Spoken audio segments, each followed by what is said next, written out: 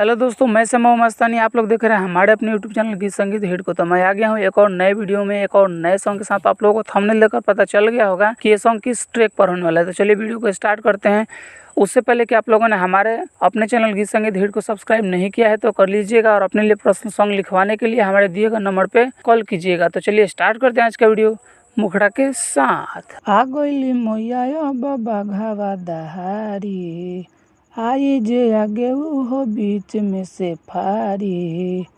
आ गइली मैया बाबा घावा दहारी, आई जे आगे हो बीच में से फारी। कह देली मैया त्रिशूल हले वाला बा, हाँ कह देली मैया त्रिशूल हले वाला बा।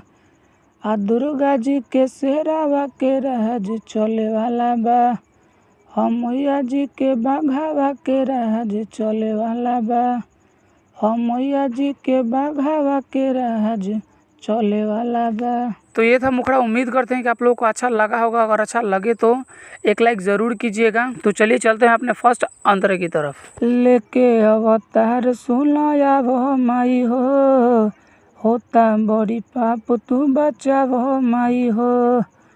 ओ दे दसेवा खावा के साथ बघऊ, ओ धइल पुजरियन के हाथ बघऊ। बाघावा के पीछे पीछे होई जमाला चले वाला बा, बाघावा के पीछे होई जमाला चले वाला बा।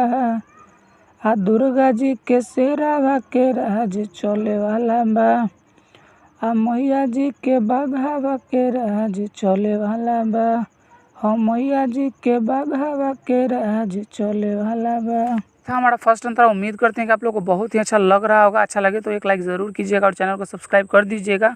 और अगला सॉन्ग किस ट्रैक पर चाहिए कमेंट करके बताइएगा। तो चलिए अब चलते हैं अपने दूसरे अंतरे की तरफ। भेजी के लेवाता बा बोला वो तारे हो, राइटर श्याम बाबू गोहरा वो तारे हो।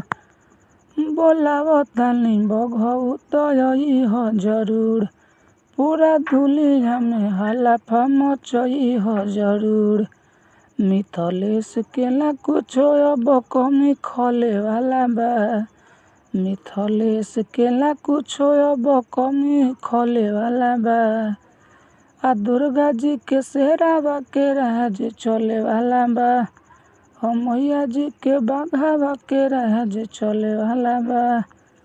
अरे मैया जी के बाघावा के राज चले वाला बा। तो ये था हमारा पूरा सॉन्ग। अगर आप लोगों को अच्छा लगा होगा तो लाइक कर दीजिएगा, और ऐसे ही ढेर सारे सॉन्ग पाने के लिए हमारी यूट्यूब चैनल गीत संगीत हिट को सब्सक्राइब जरूर कर लीजिएगा। और आप अपने लिए पर्सनल सॉन्ग लिखवाना चाहते हैं तो हमारे दिए गए नंबर पर कॉल कीजिएगा। तो चलिए मैं जाते जाते यही कहूँगा कि गाइए और हिट हो जाइए। तब तक के लिए मिलते हैं किसी दूसरे वीडियो में किसी दूसरे सॉन्ग के साथ।